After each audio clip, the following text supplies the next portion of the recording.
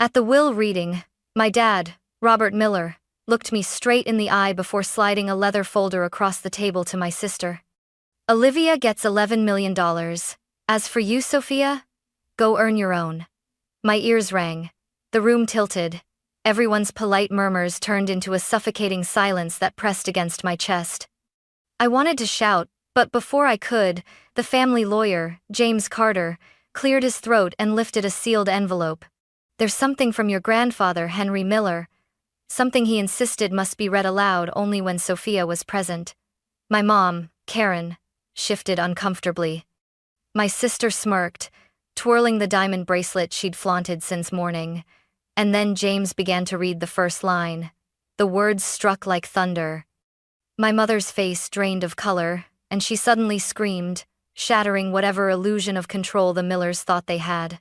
When the meeting finally broke apart, I drove straight to the ranch house where my grandparents had lived all their lives.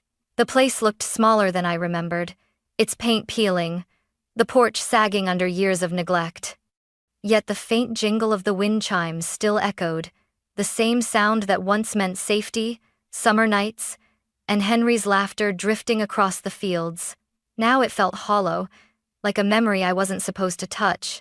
I hadn't been back in over a year, not because I wanted distance, but because I was told there was no one left to visit. So when the front door creaked open and Margaret Miller, my grandmother, appeared in the doorway, I froze. Her eyes were sharp, her arms crossed. "So, you finally decided to show up?" she said coldly. The words stung worse than any slap. My voice cracked. "Grandma, what's going on?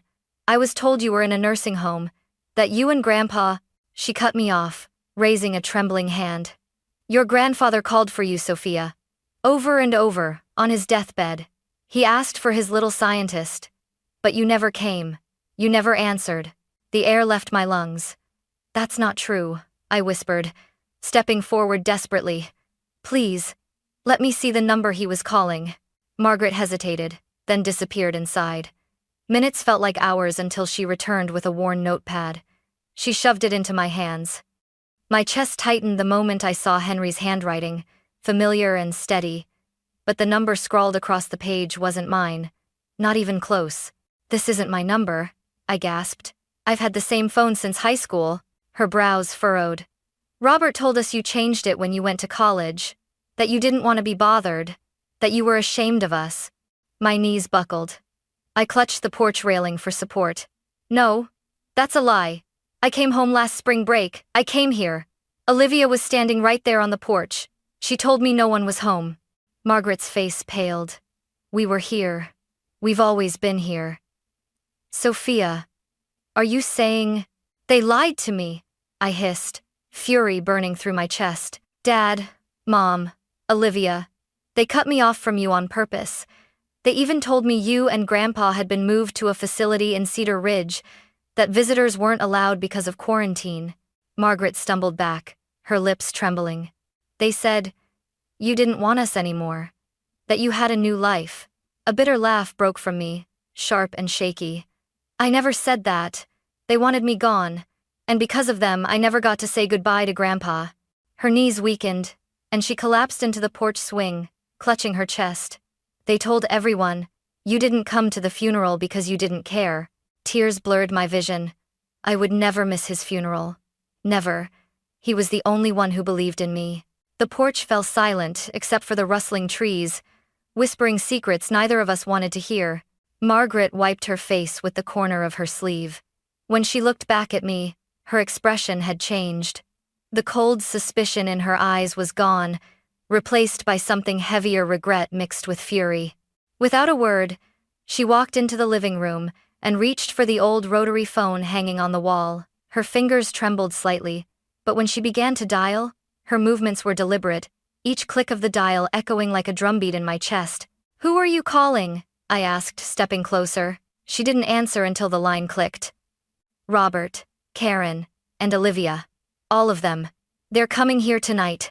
Her voice cut like steel. I froze. "Grandma, are you sure?" "I'm sure," she said firmly. "It's time this family faced the truth. Your grandfather left instructions with his lawyer, James Carter. He'll be here too." The thought of seeing my parents and Olivia again made my stomach twist. I pictured Dad's cold eyes, Mom's fake smile, Olivia's smug little smirk when she waved that check at me earlier. Every nerve in my body screamed to run, but I couldn't. Not anymore. An hour later, Margaret insisted I wait in the kitchen when the first knock rattled the front door. "Stay there until I call you," she ordered, placing a gentle but firm hand on my shoulder. I obeyed, settling into the small wooden chair by the kitchen table, the same table where Grandpa used to sip coffee while I showed him science clippings from the newspaper. The memory stung, raw and fresh, but it gave me strength. From the other room, I heard voices filter in one by one. My mother's overly cheerful tone, sugar dripping from every syllable. "Oh, Mom, what a surprise invitation." My father's practiced politeness followed. "Helen, it's been too long." Then Olivia's sigh, loud and theatrical, like she was bored already. Finally, silence. The kind of silence that comes before lightning splits the sky. Then Margaret's voice, sharper than I'd ever heard it. "Please everyone, sit down. James Carter will be here shortly." I gripped the edge of the table, heart hammering. I could imagine the living room. Dad straightening his tie, Mom fussing with her bracelet, Olivia tapping her nails against the armrest. All waiting, all so sure they were in control. But they weren't. Not this time. The doorbell rang again, and I heard Margaret greet him. "James, thank you for coming." The deep baritone of the lawyer carried through the walls. "Of course, Mrs. Miller. I believe Henry wanted certain matters addressed, in front of the entire family." A chair scraped, followed by the sound of papers being shuffled. My pulse quickened. This was it. Whatever secret Grandpa had held back all those years was about to explode right in the middle of the people who had stolen everything from me. I closed my eyes, whispering under my breath, "Don't let me break, Grandpa, please." I heard the sound of a briefcase snapping open, the rustle of thick paper being drawn out. Margaret's voice cut through the tension like a blade. "Now that everyone is here, we can begin." My pulse thundered in my ears. I stepped out of the kitchen when she called my name. The room fell silent as all eyes locked on me. Dad's face went pale. "Sophia, what are you doing here?" Mom's fake smile faltered. We thought." Olivia's lips parted in disbelief. "You weren't supposed to be here." I held their stares, refusing to shrink back. Margaret motioned to the couch. "Sit." The lawyer, James Carter, adjusted his glasses and began reading from the will. His voice was calm, deliberate, every word deliberate enough to slice through stone. "To my beloved wife, Margaret Miller, I leave our family home and a financial provision for her care." Grandma nodded silently. No one else dared to move.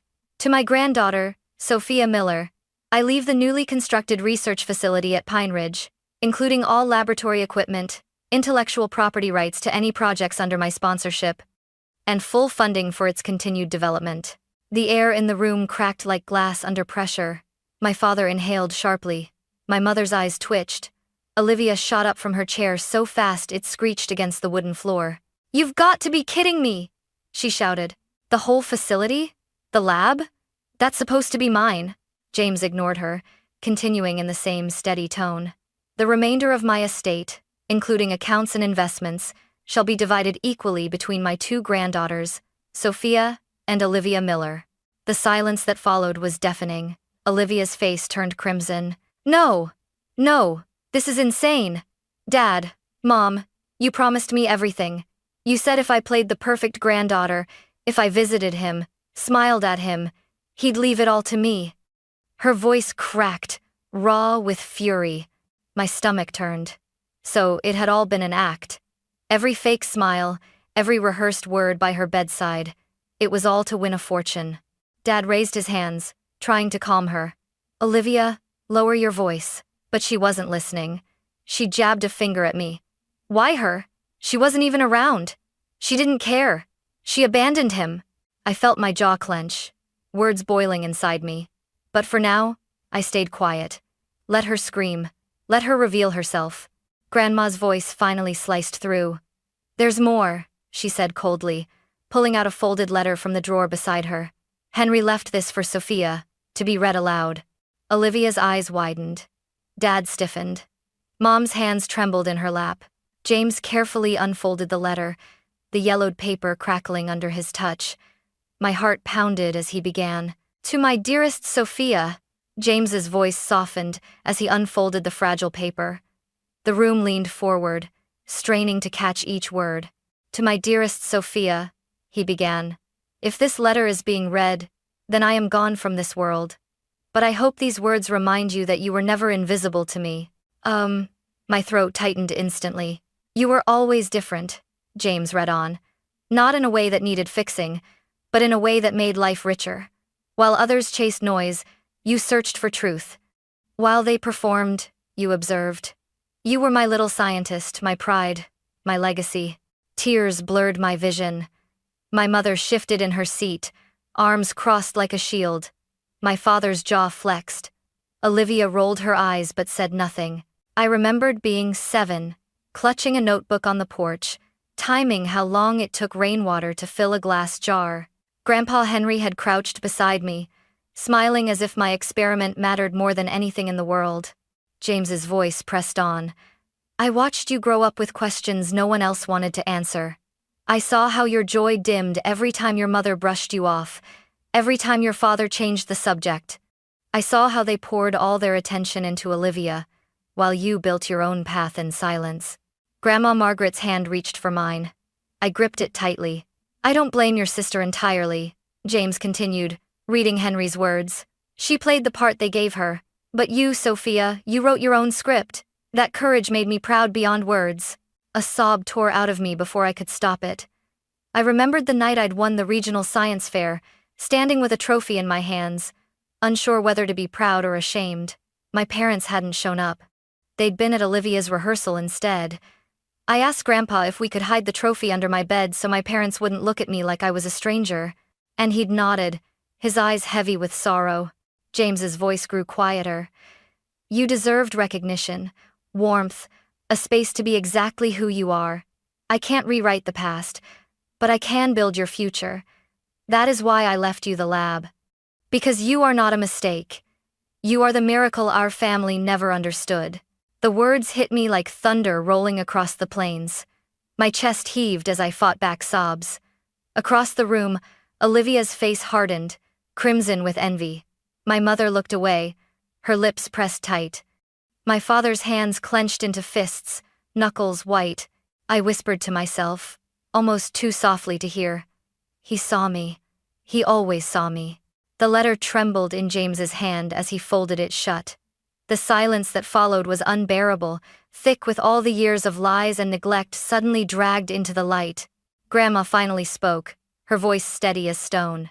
Now the truth is out. What happens next is up to all of you. The letter barely left James Carter's hands when Olivia exploded. This is ridiculous, she screamed, shooting up from her chair. Her fists slammed against the table so hard a water glass toppled and shattered on the floor. Why should she get anything? She wasn't even here when Grandpa was sick. I was the one visiting him, smiling, listening, playing the perfect granddaughter. And this is how he repays me? My chest burned. I rose slowly, my chair scraping the wooden floor. The perfect granddaughter? I said quietly, but my voice carried like a whip. You mean the actress? You never cared about him, you cared about the payday. Her head snapped toward me, eyes blazing. Shut up, you don't know anything. I know plenty, I shot back, my voice trembling but fierce. You lied to me. You told me no one was home when I came to visit. You stood on that porch and looked me in the eye, and you shut me out. Grandpa thought I abandoned him because of you. For a second, Olivia faltered, her lips twitching. Then she pointed at me like I was poison. You're lying. You're just trying to steal what's mine. I laughed bitterly. Steal? No, Olivia. It was never yours to begin with. Enough! My mother's voice cracked like a whip. She stood abruptly, her hands trembling but her tone sharp. Sophia, stop lecturing your sister. You don't understand the pressure she's been under. You don't know the sacrifices she made. My hands curled into fists. Sacrifices? I barked out a hollow laugh. Like what? Pretending to care? Smiling on command? You call that sacrifice? Try growing up invisible in your own home. Dad finally stood, adjusting his shirt collar like he was preparing for a boardroom negotiation. His voice was smooth, calculated. Sophia, let's be reasonable. You've already had your education paid for. The science camps, the competitions, the travel, you know how much that cost us? Isn't that enough? My blood boiled. Enough? My voice cracked, and tears burned in my eyes. You didn't pay for any of it. Grandpa and Grandma did.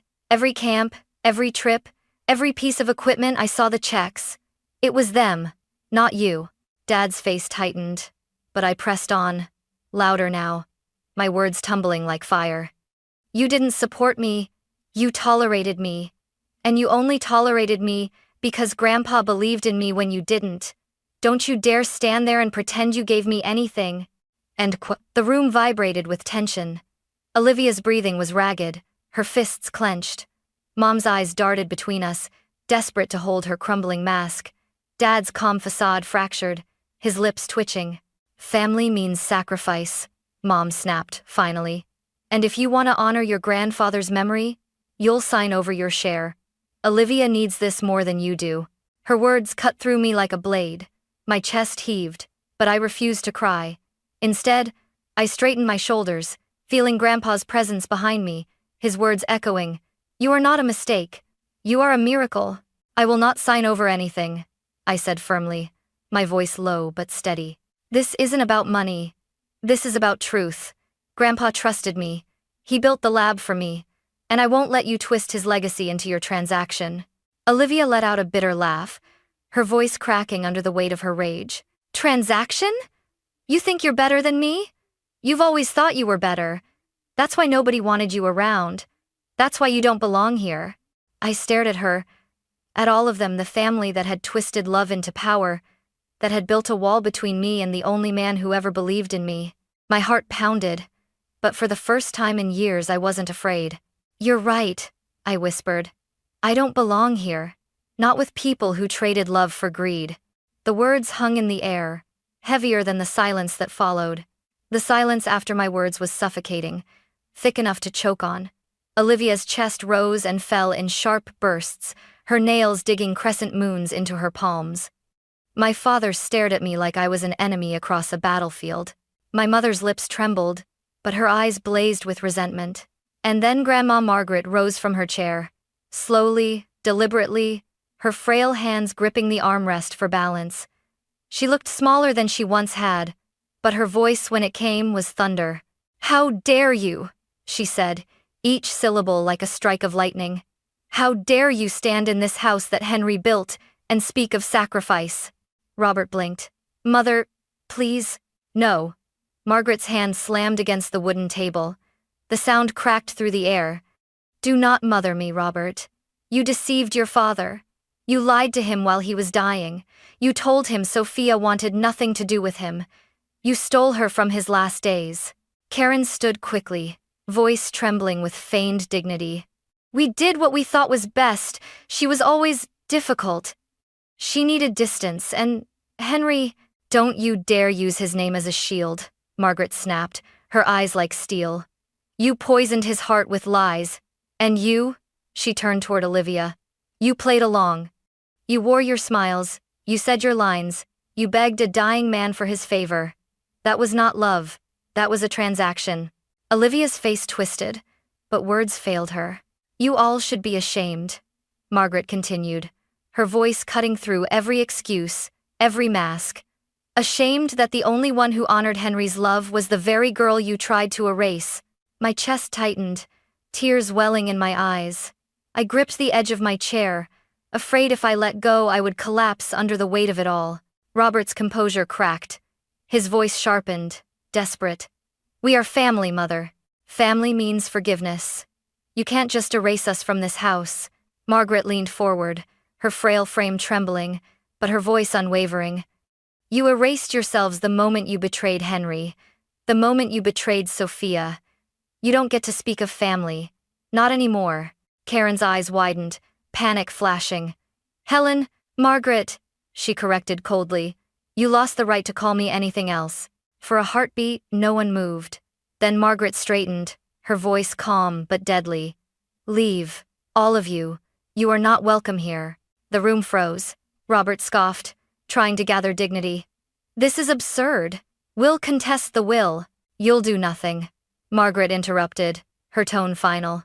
Henry's words are clear, his lawyer is present, and his legacy is protected. But you will walk out of this house right now. The air snapped like a breaking bone. Olivia stormed toward the door first, her heels clacking like gunshots against the wooden floor. She flung the door open, muttering curses under her breath. Karen followed, her mask finally slipping into pure fury. You'll regret this, she spat, though her voice shook. Robert lingered a moment longer, his eyes narrowing at me. You think this is over? He hissed. I met his glare with steady defiance. It already is. And with that, he turned sharply, his footsteps heavy as he marched out the door. The door slammed shut behind them, rattling the old frame. Their car doors slammed, the engine roared, tires crunched against gravel. Then, silence. Not the sharp, suffocating silence from before. A new silence, lighter, freer, like a storm had finally passed. I exhaled shakily, my knees nearly buckling. Margaret placed a hand on my shoulder, her touch gentle yet firm. They're gone, she whispered. For good. I nodded, tears streaming down my face, but for the first time in years, they weren't tears of weakness. They were release. 6 years. That's how long it had been since the sound of slamming car doors faded into the distance, carrying my parents and Olivia out of my life. 6 years since Margaret and I sat in the quiet ranch house, clinging to each other like survivors of a storm. Now, the storm was only a memory. In its place stood the Henry Miller Innovation Center, the lab Grandpa had left me, expanded into something far beyond what even he might have imagined. 5 buildings rose against the Texas skyline, glass walls gleaming in the sun, greenhouses stretching into the horizon, fields of experimental crops glowing with possibility. I walked through the lobby every morning, past the portrait of Grandpa Henry smiling beneath a sunflower field. The plaque beneath it read, "For the dreamers who invest in those, the world overlooks." I touched it each day like a prayer. Inside, the hum of machinery, the scent of earth from greenhouse soil, the chatter of researchers, it was the sound of legacy becoming reality. 27 scientists worked under our roof, tackling everything from drought-resistant crops to eco-friendly irrigation. My closest friends from university, Tara Johnson and Micah Lee, now led their own departments.